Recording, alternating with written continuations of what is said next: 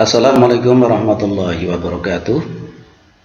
Bismillahirrahmanirrahim. Alhamdulillahirabbil alamin. Assalatu wassalamu ala sayyidil anbiya wal mursalin wa ala alihi wa ashabihi ajma'in. Allahumma subhanaka la ilma lana illa ma 'allamtana innaka antal alimul hakim. Allahumma shrah li sadri wa yassir li amri wahlul 'uqdatam min lisani yafqahu qawli, amma ba'd.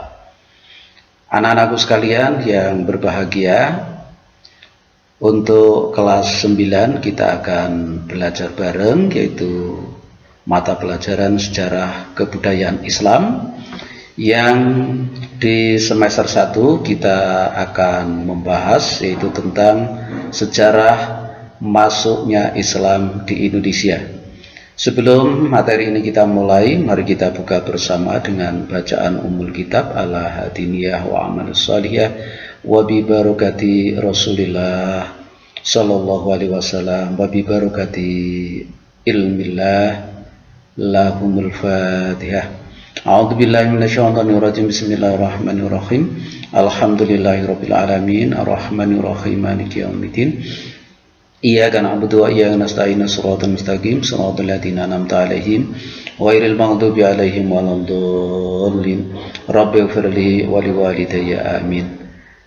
Semoga dengan Fatihah yang kita baca bersama senantiasa membuka hati dan pikiran kita. Allah memberikan kepada kita rahmat ilmu, sehingga ilmu yang kita peroleh dan kita pelajari hari ini senantiasa menjadi ilmu yang berkah, bermanfaat. Anak-anakku sekalian yang berbahagia, untuk pelajaran hari ini Pak Tat perlu sampaikan ada beberapa hal yang harus kalian pahami. Untuk yang pertama, senantiasa melaksanakan 5M ya selama masa pandemi. Kemudian yang kedua, tetap laksanakan sholat 5 waktu, jangan sampai lupa. Terus belajar mengaji dimanapun kalian berada. Selanjutnya, bantu orang tua dan doakan orang tua, karena merekalah salah satu sosok yang sangat berjasa. Kita bisa sukses, kita bisa berhasil, itu karena perjuangan dari orang tua kita berdua. Anak-anakku sekalian yang berbahagia, untuk hari ini kita akan belajar bareng, yaitu tentang sejarah masuknya Islam di Indonesia. Islam masuk di Indonesia ini ada beberapa cara yang dilakukan oleh para mubaligh dalam mendakwahkan Islam. Orang-orang Arab, orang-orang Persia, dan orang yang berasal dari India untuk ikut mensiarkan Islam yang dibawa oleh Rasulullah Shallallahu Alaihi Wasallam sebagai rahmatan lil alamin. Maka para pedagang dari Arab, dari Persia dan Gujarat melakukan beberapa cara agar Islam itu bisa sampai ke seluruh umat Islam. Ada beberapa hal yang menjadi salah satu media dari para pendakwah Islam. Yang pertama adalah perdagangan. Perdagangan dianggap sebagai satu media untuk berinteraksi secara langsung kepada kaum dimanapun bangsa itu berada. Sehingga pada waktu itu perdagangan ini dijadikan sebagai media dakwah yang pada waktu itu sasarannya adalah berada di daerah pesisir. Ya, maka kalau kita lihat perkembangan Islam yang pertama kali mereka mengenal adalah di wilayah pesisir. Ya, kemudian setelah perdagangan ini dirasa mampu untuk membawa dan mensiarkan Islam, maka cara yang kedua adalah melalui perkawinan. Perkawinan ini dianggap sebagai media sangat efektif sekali karena ini akan terjalin satu hubungan keluarga yang secara otomatis akan membantu dalam pensiaran Islam. Orang-orang Arab dan orang Persia serta orang Gujarat yang datang ke Indonesia ketika mau melaksanakan perkawinan dengan orang pribumi, maka syaratnya adalah harus mengucapkan kalimat syahadat.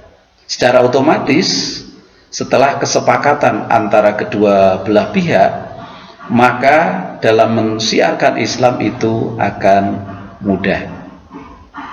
Setelah tahapan yang kedua berhasil dengan baik, maka untuk upaya yang kedua adalah melalui media pendidikan.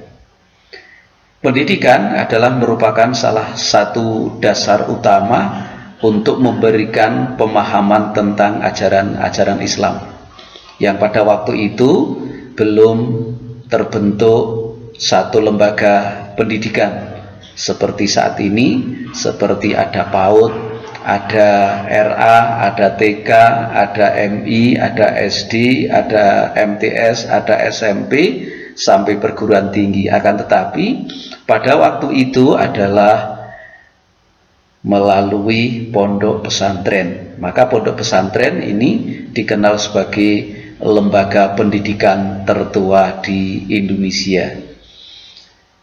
Setelah pakai tahapan yang ketiga, maka tahapan yang keempat adalah tasawuf. Tasawuf ini adalah salah satu media pendekatan terhadap Allah Subhanahu wa Ta'ala yang pada saat itu di Indonesia sudah menganut dua agama, yaitu agama Hindu dan agama Buddha. Ternyata dari pemahaman orang Hindu dan Buddha ada satu keserasian, ada persamaan antara ajaran-ajaran yang terdapat dalam agama Hindu dan agama Buddha. Sehingga dengan datangnya Islam dengan menggunakan media tasawuf ini, secara cepat orang-orang Hindu dan orang Buddha secara ikhlas masuk Islam karena adanya persamaan. Kemudian selanjutnya yang kelima adalah kesenian. Orang Indonesia itu sangat dominan atau sangat dekat dengan seni, sehingga para mubalik dalam mensiarkan Islam ke Indonesia itu menggunakan beberapa cara. Salah satu pendekatan yang paling efektif menurut mereka adalah menggunakan kesenian. Kalau kita lihat pada masa perkembangan Islam di Jawa, itu kita kenal dengan kesenian wayang. Itulah yang kita bisa ambil kesimpulan bahwa Islam masuk ke Indonesia yaitu melalui 5 cara. Yang pertama adalah melalui perdagangan, kemudian yang kedua adalah melalui perkawinan, kemudian yang ketiga adalah pendidikan, yang keempat adalah tasawuf, dan yang kelima adalah kesenian. Oke, kita lanjut untuk yang selanjutnya. Ternyata masuknya Islam ke Indonesia ini banyak cara yang para mubalik lakukan. Salah satunya adalah jalur-jalur agar Islam itu bisa masuk ke wilayah Indonesia. Ada 2 jalur yang ditempuh oleh para mubalik untuk mensiarkan Islam ke Indonesia. Yang pertama adalah jalur utara yang meliputi rute Arab yang di dalamnya adalah Mekah, Madinah sebagai pusat Islam, kemudian yang kedua adalah Damaskus, kemudian Baghdad, Gujarat, Sri Lanka, baru sampai ke Indonesia. Ini adalah jalur utara. Kemudian untuk jalur selatan yang dilalui adalah melalui rute Arab, yaitu Mekah, Madinah, kemudian Yaman, Gujarat, Sri Lanka, dan akhirnya masuk ke Indonesia.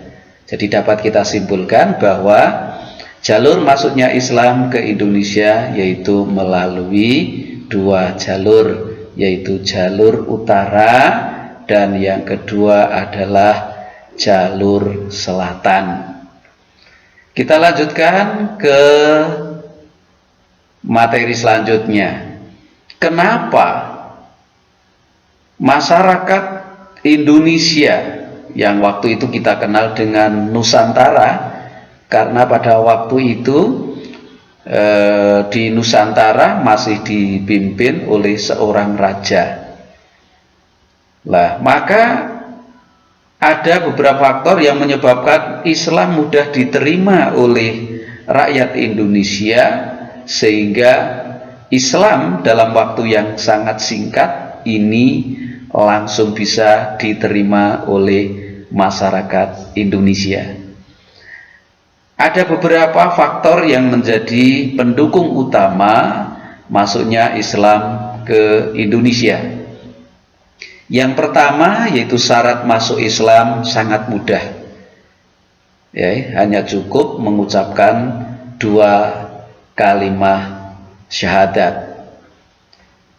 Kemudian yang kedua, ya, ajaran Islam tidak mengenal adanya kasta seperti kasta-kasta yang ada pada agama Hindu dan agama Buddha. Nah, inilah yang menjadi faktor utama sehingga banyak orang-orang Hindu dan orang Buddha secara sukarela masuk Islam. Kemudian yang ketiga, upacara-upacara keagamaan dalam Islam itu sangat sederhana, tidak seperti pada agama-agama yang lain, butuh biaya yang banyak, kemudian pelaksanaannya juga ribet. Tapi cukup kalau dalam Islam upacara-upacaranya adalah sangat sederhana. Nah, kemudian yang selanjutnya, yang keempat, agama Islam menyebar itu disesuaikan dengan adat dan tradisi bangsa, sehingga adat dan tradisi yang sudah berkembang pada saat itu tidak terusik. Nah, karena itu salah satu rasa yang dirasakan oleh bangsa Indonesia yang pada waktu itu mengenal agama Hindu dan Buddha, mereka tidak lagi ada sekat, dan budaya-budaya atau tradisi yang ada tidak ada lagi perombakan, sehingga mereka dengan sadar untuk masuk Islam. Kemudian faktor yang keempat, ya, yang kelima, ya, kita masukkan yang kelima, yaitu sifat bangsa Indonesia yang sangat ramah.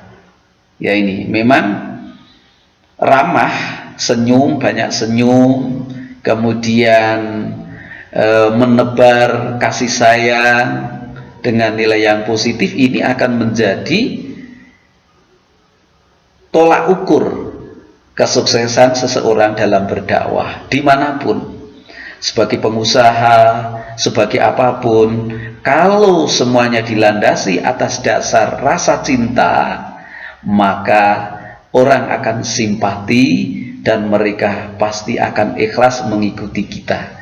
Akan tetapi kalau seandainya wajah kita itu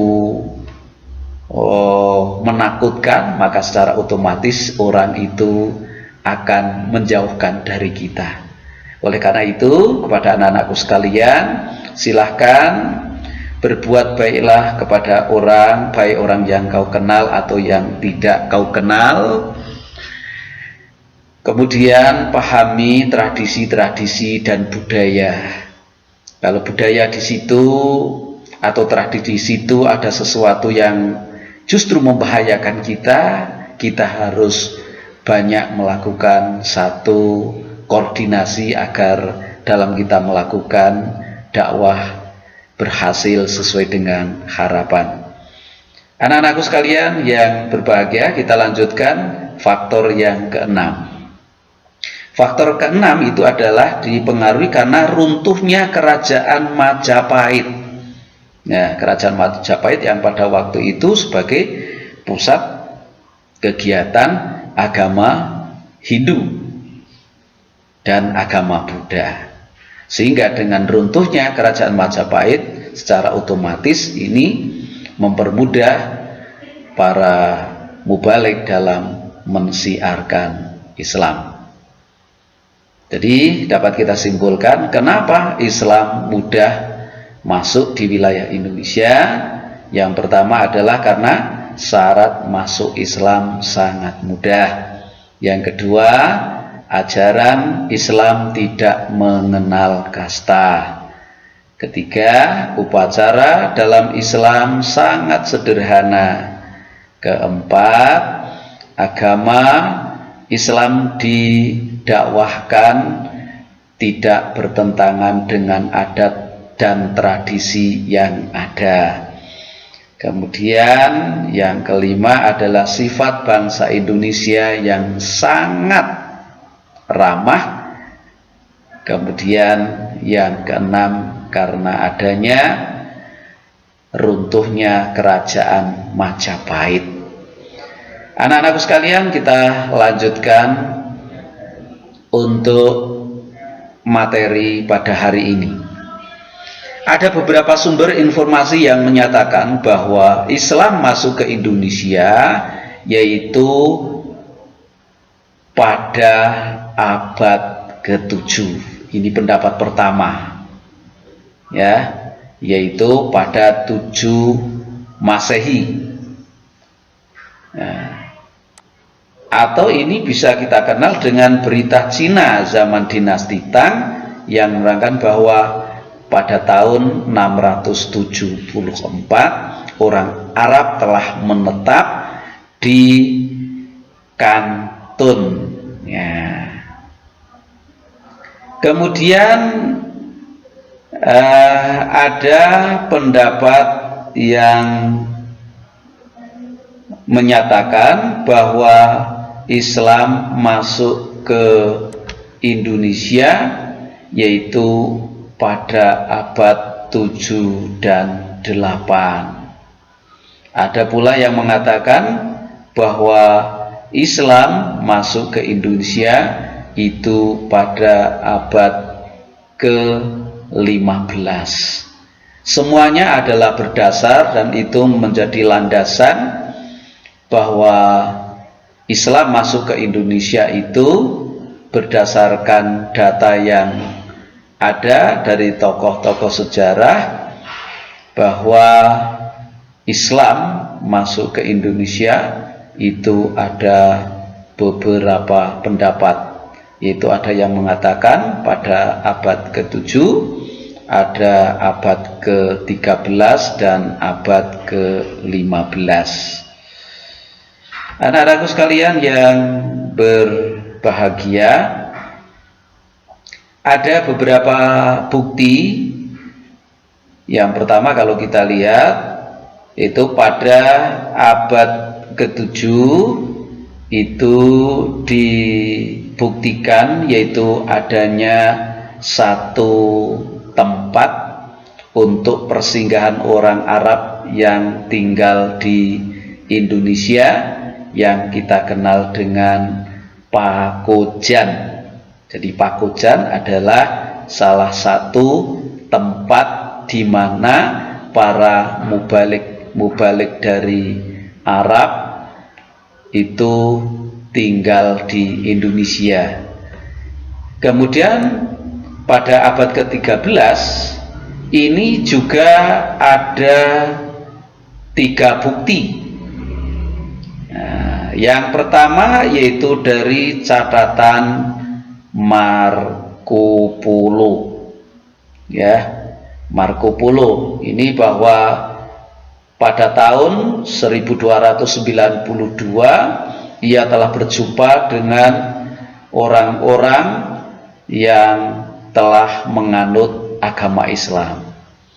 Kemudian pada abad 13 juga ada bukti, yaitu ditemukannya makam seorang raja yang bernama Sultan Al-Malik Al-Saleh yang berasal dari Samudra Pasai. Kemudian bukti yang ketiga yaitu adanya berita dari Ibnu Battutoh dari India, yang beliau menyatakan bahwa Raja Samudra Pasai giat menyebarkan agama Islam. Jadi ada pendapat yang pertama abad ke-7, yang kedua adalah abad ke-13, dan yang ketiga adalah pada abad ke-15. Ya, pada abad ke-15 ini juga ada beberapa bukti yang menyatakan bahwa Islam telah masuk ke wilayah Indonesia. Yang pertama yaitu adanya catatan dari Hang Tuah, ya, ini catatan dari Mahuan, ya. Mahuan ini adalah seorang musafir Cina yang sudah beragama Islam. Ia menyatakan bahwa pada abad ke-15 sebagian besar masyarakat pantai utara, yaitu di wilayah Jawa Timur, telah memeluk agama Islam. Ini bukti bahwa Islam masuk ke Indonesia pada abad ke-15. Kemudian yang kedua yaitu ditemukannya pemakaman Muslim kuno, yaitu berada di Troloyo, ya, di Troloyo dan Trowulan. Nah, yang makam itu bertuliskan tahun 1457 Masehi. Ini yang membuktikan bahwa adanya bangsawan Majapahit yang sudah memeluk agama Islam, yaitu pada masa pemerintahan Hayam Wuruk. Kemudian yang ketiga yaitu ditemukannya makam seorang wali songo di daerah Gresik.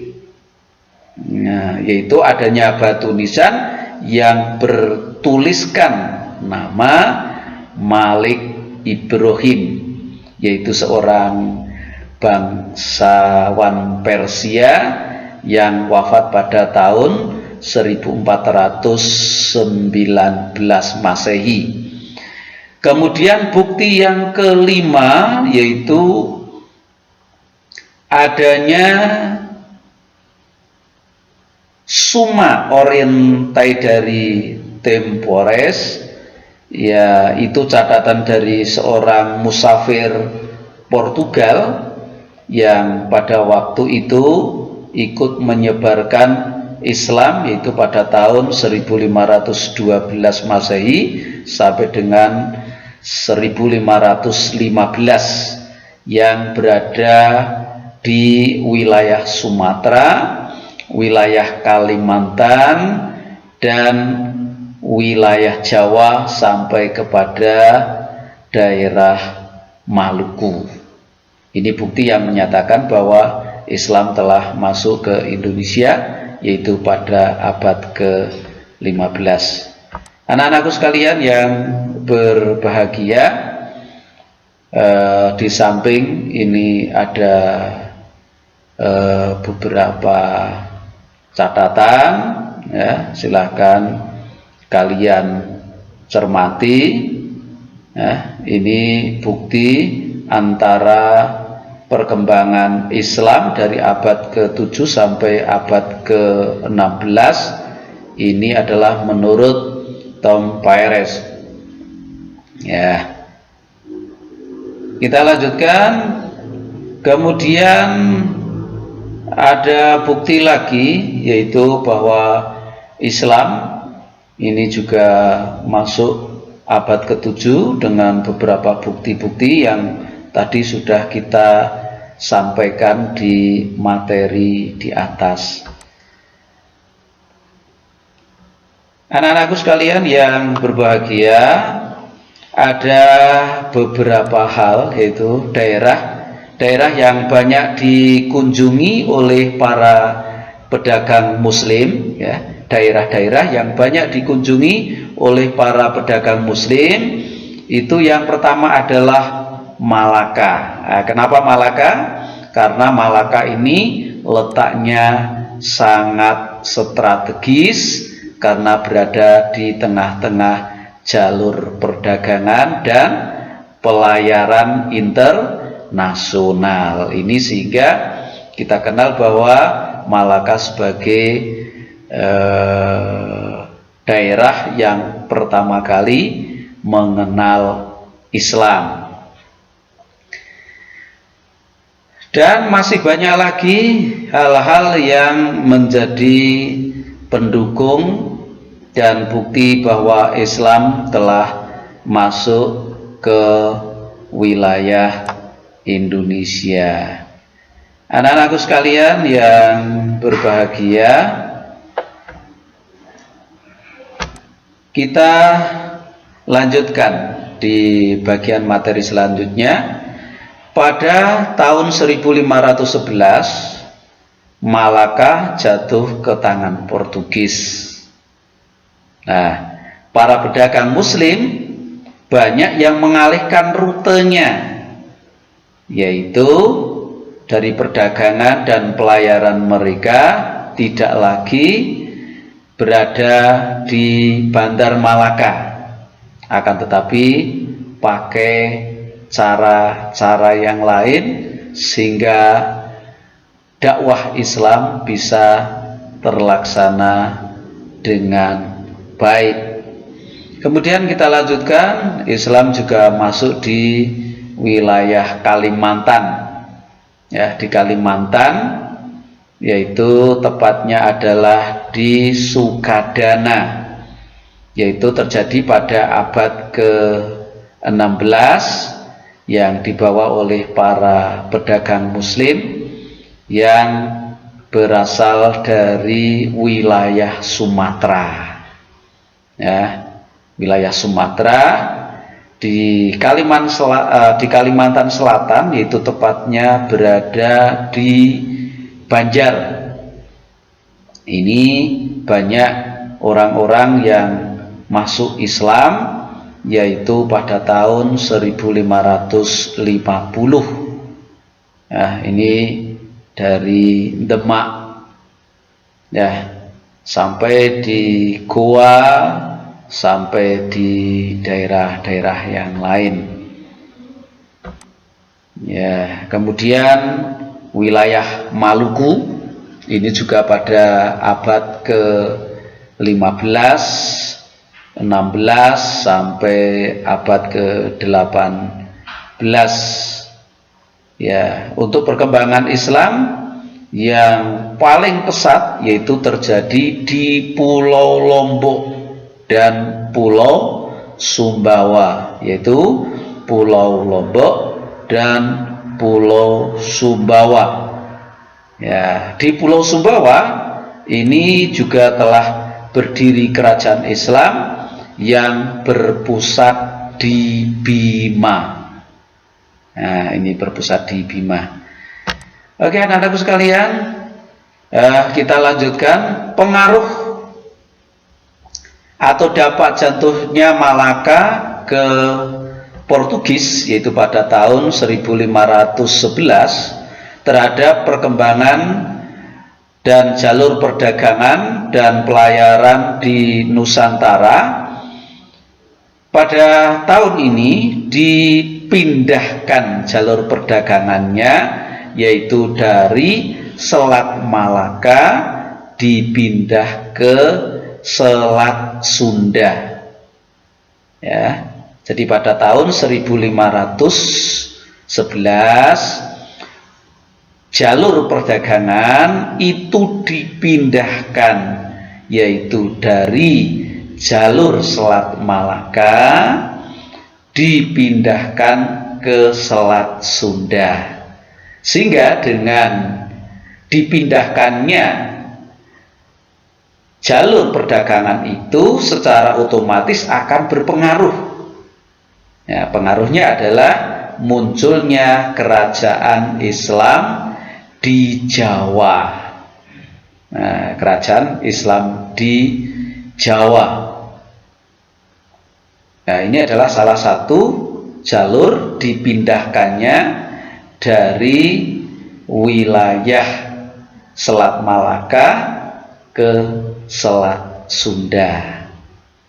Anak-anakku sekalian yang berbahagia, kita lanjutkan kenapa para mubalik ini justru melakukan satu cara yang sangat cerdas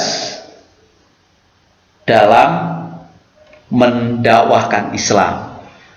Ada beberapa alasan para pedagang memilih jalur laut atau sering kita kenal dengan jalur perairan.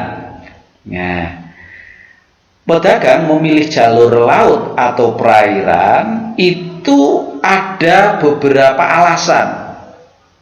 Jadi jangan sampai kita menyampaikan sesuatu yang tidak ada dasar atau alasannya. Ya, jadi para pedagang dalam mensiarkan Islam dengan memilih jalur laut atau perairan ini ada beberapa alasan. Ya, alasan yang pertama. Nah, coba kita lihat alasan yang pertama, transportasi laut lebih berkembang. Ini yang kedua, faktor keamanan lebih baik. Nah, yang pertama adalah transportasi laut lebih berkembang. Kedua, keamanan lebih baik. Hambatan relatif kecil.